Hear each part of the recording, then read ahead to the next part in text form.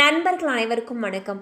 இன்னைக்கு நம்ம இந்த வீடியோவில் தமிழகத்தில் மீண்டும் 13 மாவட்டங்களில் கனமழை என்ற அறிவிப்பு வெளியாகியிருக்கு. ஸோ இந்த அறிவிப்பு எந்தெந்த பகுதிகளுக்கு பொருந்தும் அப்படிங்கிறத இப்போ நம்ம பார்த்துடலாம்.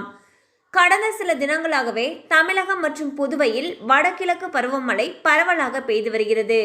இந்நிலையில் தமிழகத்தில் நாளை 13 மாவட்டங்களில் கனமழை அலர்ட்டை சென்னை வானிலை ஆய்வு மையம் விடுத்துள்ளது. அதன்படி பார்க்கும் பொழுது நீலகிரி, கோவை, திருப்பூர், திண்டுக்கல், தேனி, மதுரை, சிவகங்கை, விருதுநகர், ராமநாதபுரம், தென்காசி, நெல்லை, குமரி, தூத்துக்குடி ஆகிய மாவட்டங்களில் கனமழை வெளுத்து வாங்கும் என்று தெரிவிக்கப்பட்டுள்ளது. ஸோ பார்த்தீங்கன்னா தமிழகத்தில் குறிப்பிட்ட அந்த 13 மாவட்டங்களில் நாளை கனமழை பெய்யும்னு சொல்லிட்டு சென்னை வானிலை ஆய்வு மையம் அறிவிச்சிருக்காங்க.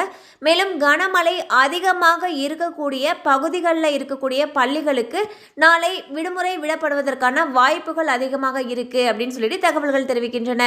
கண்டிப்பாக அந்த அப்டேட் உங்களுக்கு பயனுள்ளதாக இருந்திருக்கும் நம்புகிறோம். மேலும் இது போல் அப்டேட்ஸ் உங்களை உடனே ரீச் ஆகணும்னு நினச்சிங்கன்னா நம்ம சேனலோடு தொடர்ந்து இணைந்திருங்கள். தேங்க்யூ ஃபார் வாட்சிங்.